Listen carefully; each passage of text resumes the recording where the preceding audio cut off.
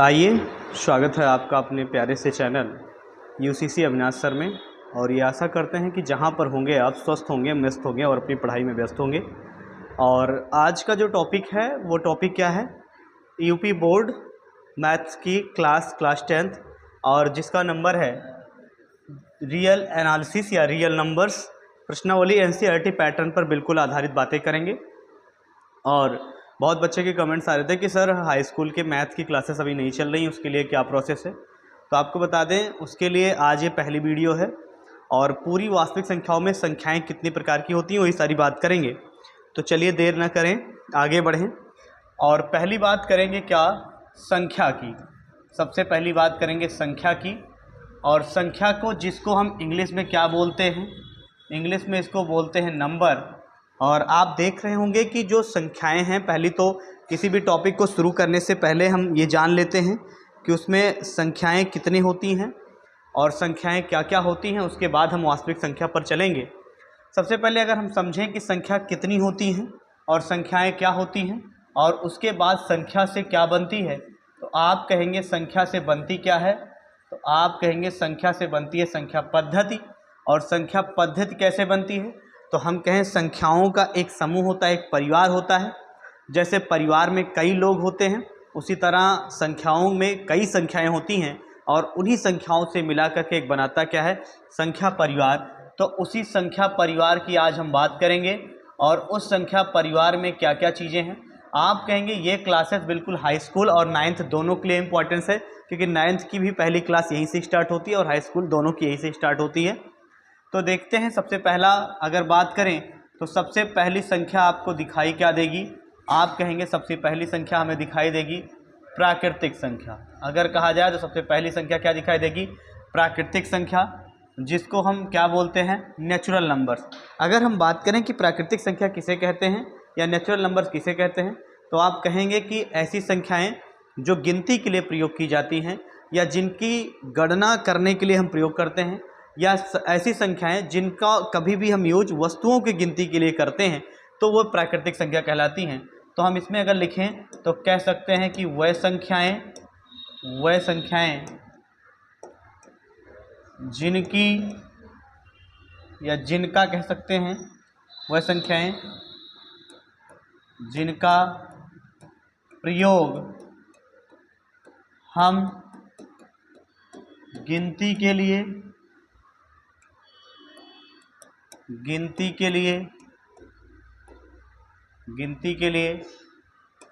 करते हैं प्राकृतिक संख्या कहलाती है। या फिर हम कह सकते हैं क्या, कि वस्तुओं की प्राकृतिक संख्या कहते हैं, या फिर हम कह सकते हैं क्या, कि वस्तुओं के काउंटिंग के लिए जिनका हम प्रयोग करते हैं वह सारी संख्याएं क्या कहलाती हैं, प्राकृतिक संख्या कहलाती हैं। अगर हम बात करें तो इसमें क्या क्या होंगी, जैसे हम आपसे बात करें एग्जाम्पल में, आप कहेंगे 1 2 3 4 5। देखिए कुछ बच्चे क्या करते हैं, बार बार इस चीज़ को कहते हैं कि सर प्राकृतिक संख्या कभी 0 से क्यों नहीं शुरू होती है। मेरे बच्चे, 0 से इसलिए प्राकृतिक संख्या नहीं शुरू होती है क्योंकि जब भी आप किसी भी वस्तुओं की काउंटिंग करेंगे, गिनती करेंगे, तो हमेशा आप 1 से करेंगे। जैसे आप गिनते नहीं हैं 1 2 3 4 5 6 7, इस तरीके से जब आप काउंटिंग करते हैं तो आप 1 से करते हैं, इसीलिए हम यहाँ शुरुआत इससे 1 से करते हैं, तो इसलिए प्राकृतिक संख्या। अब यहाँ एक क्वेश्चन आपसे बन सकता है, क्या बनेगा, पूछेगा आपसे कि सबसे छोटी प्राकृतिक संख्या, सबसे छोटी क्या पूछेगा, प्राकृतिक संख्या कौन सी होती है। तो आपको बताना है कि सबसे छोटी प्राकृतिक संख्या कौन सी होती है, 1 होती है। लेकिन अगर यहाँ पूछ ले कि भैया आपको सबसे बड़ी क्या पूछ ले कि प्राकृतिक संख्या कौन सी होती है, तो आपको बताना है वो इनफाइनाइट होती है। सबसे बड़ी कभी भी प्राकृतिक संख्या हम डिफाइन नहीं कर सकते हैं, जबकि सबसे छोटी प्राकृतिक संख्या हम डिफाइन कर सकते हैं। ठीक है, तो ये प्राकृतिक संख्या आपको समझ में आ गई होगी। अगली बात अगर हम करें तो अगली संख्याओं की बात करें, प्राकृतिक संख्या के बाद सबसे अगली संख्या जो आती है उसका नाम है क्या, पूर्ण संख्या। पूर्ण संख्या किसे कहते हैं, इसको इंग्लिश में क्या बोलते हैं, इंग्लिश में इसको बोलते हैं होल नंबर्स। अगर कहा जाए इसको क्या होता है, तो हम कह सकते हैं क्या, कह सकते हैं कि प्राकृतिक संख्याओं में प्राकृतिक संख्याओं में शून्य को, किसको, शून्य को शामिल कर लिया जाए, शून्य को शामिल कर लिया जाए तो वह संख्याएं क्या बन जाती हैं, पूर्ण संख्या बन जाती है। तो वह संख्याएं पूर्ण संख्या बन जाती हैं, ये ध्यान में रखिए। तो वह संख्याएं हमेशा कैसी संख्याएं बन जाती हैं, पूर्ण संख्याएं बन जाती हैं। अब आप कहेंगे कि कौन कौन सी संख्याएं पूर्ण संख्या बन जाती हैं, इसको चला दीजिए। तो वह संख्याएं कौन सी बन जाती हैं, पूर्ण संख्या। जैसे हम तुमसे कहें कौन सी संख्या बनेगी पूर्ण संख्या, तो वो कह सकते हैं क्या कि 0, 1, 2, 3 और ये इनफाइनाइट तक चलेंगी। तो मतलब जितनी भी प्राकृतिक संख्याएं हैं, अगर उसी में हम किसको शामिल कर लेंगे, शून्य को शामिल कर लेंगे, तो ये सारी की सारी संख्याएं कैसी बन जाएंगी, पूर्ण संख्या बन जाएंगी। अब आप कहेंगे कि 0 को देखिए, हम यहाँ से ये पूरी संख्या प्राकृतिक है, लेकिन हमने शून्य को शामिल कर लिया। तो यहाँ से आपसे एक क्वेश्चन पूछा जा सकता है, क्या पूछा जा सकता है कि सबसे छोटी पूर्ण संख्या किसे कहते हैं, सबसे छोटी पूर्ण संख्या किसे कहते हैं। तो ध्यान में रहे, सबसे छोटी जो पूर्ण संख्या होगी वो हमारी क्या कहलाएगी, तो ये ध्यान में रखें, सबसे छोटी पूर्ण संख्या हमारी शून्य होगी, ठीक है। लेकिन अगर यहीं पर आपसे क्वेश्चन थोड़ा सा चेंज कर दे और आपसे कहने लगे कि सबसे बड़ी पूर्ण संख्या किसे कहेंगे, तो ये ध्यान में रखिए, सबसे बड़ी पूर्ण संख्या, इसका भी मान डिफाइन नहीं किया जा सकता है, वो क्या रहेगा, इनफाइनाइट। तो ये पूर्ण संख्या के बारे में आपने देखा। ऐसे जितनी भी संख्याएं सबको हम देखते चलेंगे। अगली जो हमारी संख्या है उस संख्या की बात करें तो अगली हमारी क्या है, सम संख्या, जिसको हम इंग्लिश में क्या कहते हैं, इवन नंबर। अगर हम बात करें इवन नंबर की, तो आप कहोगे जो संख्याएं क्या हो, दो से पूर्ण रूप से विभाजित हो जाती हूँ, क्या हो, विभाजित हो जाती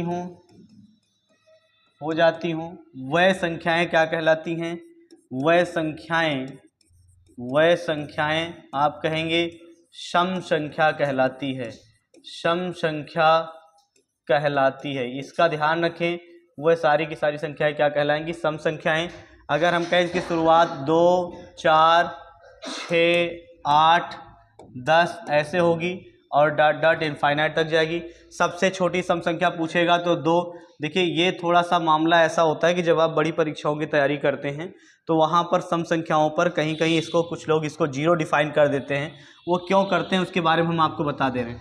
जैसे आप जानते हैं इज अ नंबर लाइन, और आप करेंगे तो यहाँ 0 हो जाएगा, और यहाँ करेंगे तो ये 1, ये फॉर्म आप 2 करेंगे, इसको 3, ये 4 कहेंगे, इसको आप 5 बोलेंगे, और यहाँ चलेंगे -1, -2, -3, -4, -5। जब आप किसी भी नंबर लाइन के दाहिने तरफ चलते हैं तो प्लस में चलते हैं, जब आप किसी भी नंबर लाइन के चलते हैं तो बाएं तरफ चलते हैं तो वो माइनस में चलते हैं।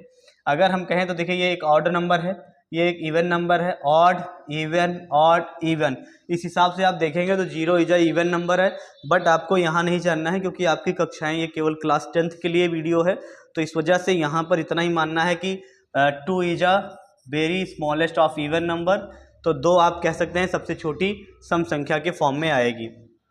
अगली बात और इसी में करें तो आप कह सकते हैं जो अगली बातें हैं, अगली संख्या कौन सी है, तो अगली संख्या की बात करें तो अगली संख्या आपकी है विषम संख्या।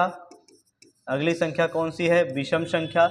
और विषम संख्या क्या कहेंगे कि जो संख्याएं आप कहेंगे 2 से विभाजित नहीं होंगी, 2 से विभाजित नहीं होंगी, वह क्या कहलाएंगी, वह संख्याएं विषम संख्याएं कहलाएंगी।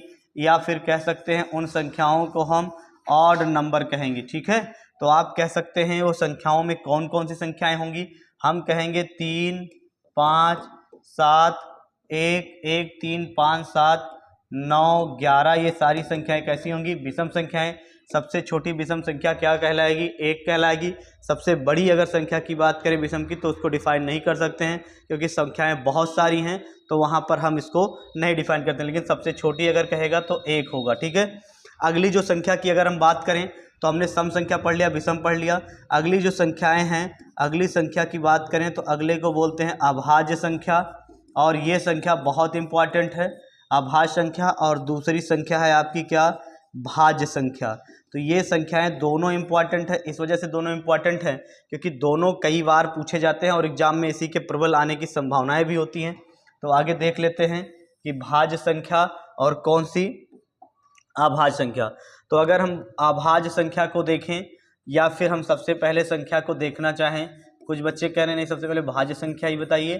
तो भाज्य संख्या को अगर हम देखें तो हम कह सकते हैं कि वह संख्याएं, इसके डिफिनीशन क्या कहेंगे? वह संख्याएं जो एक से, स्वयं से और अन्य से ऐसी संख्याएं, या वह संख्याएं जो एक से, स्वयं से और अन्य से विभाजित हो जाती हैं,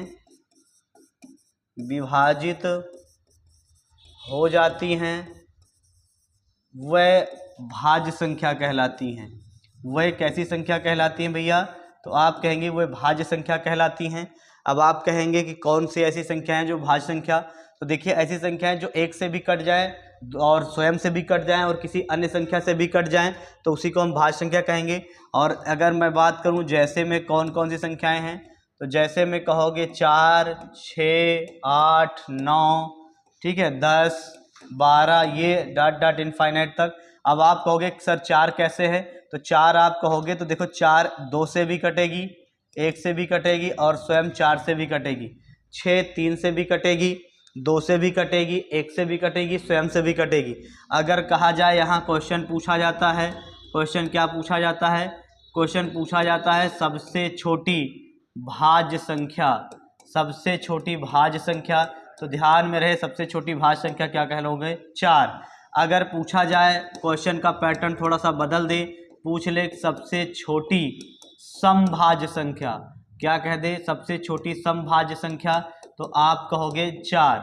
लेकिन अगर क्वेश्चन थोड़ा सा चेंज कर दे और कह दे, क्या कह दे कि सबसे छोटी विषम भाज्य संख्या, सबसे छोटी विषम भाज्य संख्या, तो आप कहेंगे सबसे छोटी विषम भाज्य संख्या। देखो विषम 9 है और ये 9 क्या है? भाज्य भी है। 9 विषम भी है और क्या है? भाज्य भी है। तो आप कहेंगे देखिए ये 3 से भी कटेगी और आप कहेंगे ये 9 से भी कटेगी और आप कहेंगे यह खुद से मतलब 1 से भी कटेगी। तो इसलिए यह भाज्य भी है और क्या है? विषम भी है। तो इसके पूछे जाने के बहुत चांसेस रहते हैं और लगातार अब ये 1 से 2 नंबर में आपके आ जाते हैं जो खास करके ऑप्शन में होते हैं। ठीक, एक संख्या और देखेंगे, बाकी क्लास फिर हम आगे कंटिन्यू करेंगे इसी पर। तो अगली एक संख्या और देख लेते हैं। अगली संख्या का नाम क्या है? अभाज्य संख्या। एक संख्या और देख लेते हैं, अभाज्य संख्या। आप कहेंगे अभाज्य संख्या किसे कहेंगे? तो कहेंगे वह संख्याएं या वह संख्या जो केवल 1 से और स्वयं से कटे और स्वयं से विभाजित हो, लेकिन वो किसी अन्य से विभाजित ना हो। किसी अन्य से कह सकते हैं क्या? विभाजित ना हो। तो किसी अन्य से विभाजित ना हो तो उसे हम क्या कहते हैं? उसे हम अभाज्य संख्या कहेंगे। जैसे आप कहोगे कौन सी? 2, 3, 5, 7 और आप कह सकते हो अगला 11, इस तरह इनफाइनाइट। सबसे छोटी अगर अभाज्य संख्या पूछेगा तो क्या बताओगे? सबसे छोटी अभाज्य संख्या, तो ध्यान रखना है 2 बताना है। अगर कहेगा सबसे छोटी सम अभाज्य संख्या, सबसे छोटी सम अभाज्य संख्या, तो आप ध्यान रखना सबसे छोटी सम अभाज्य संख्या भी आपको 2 बताना है। पूछेगा सबसे छोटी विषम अभाज्य संख्या, विषम अभाज्य संख्या सबसे छोटी, तो वहाँ आपको 3 बताना है। ठीक है, बड़ी में तो कभी संख्या को डिफाइन किया ही नहीं जा सकता है, तो ये ध्यान रखिएगा, ये सारे क्वेश्चंस आपके बनते हैं। बाकी के लिए हम आपको बता दें और फुल क्लासेस के लिए बहुत जल्द आपको वीडियो मिलेगा। ठीक है। इसके लिए पूरी रियल एनालिसिस उस पर ला रहे हैं, तो वहाँ पर आपको समझाएंगे परमीय संख्या, दूसरी अभी छूटी हुई है क्या, अपरमीय संख्या, फिर वहाँ पर आप देखोगे परमीय अपरमीय, और आप कहोगे अभी जितनी भी संख्याएं हैं सारी की सारी संख्याएं उसी पर हम करेंगे। एक अगली संख्या आपको समझाएंगे क्या, दशमलव संख्या, ठीक है। ये सारी संख्याओं के बारे में बताएंगे। एक लाइन में ऐसे ही बता दे रहे हैं क्या, जिसे हम p/q के रूप में लिख सकें, ऐसी संख्याएं जिसे हम p/q के रूप में लिख सकते हैं, वह सारी संख्याएं परमीय हैं। लेकिन इतना ध्यान रहे कि q नॉट इक्वल टू 0, कि q का मान कभी भी 0 नहीं होना चाहिए। जैसे हम तुमसे कह सकते हैं 22/7 इज अ परमीय नंबर, या फिर इसी को रेशनल नंबर बोलते हैं। अगली की बात करें अपरमीय संख्या, जिसे हम p/q के रूप में नहीं लिख सकते हैं, नहीं लिख सकते हैं, वह क्या है, अपरमीय। पाई एक कैसी संख्या है, अपरमीय। √3 कैसी संख्या है, अपरमीय। √5 अपरमीय। लेकिन अगर आपसे पूछ लेता है √4 तो बताना है परमीय, क्योंकि जब परफेक्ट स्क्वायर नंबर √4 का परफेक्ट निकालोगे तो क्या आएगा, 2। इसी वजह से यह परमीय नंबर है। लेकिन अगर √3 का निकालोगे तो इसका परफेक्ट स्क्वायर रूट नहीं निकलेगा, यह पॉइंट में निकलेगा, दशमलव में।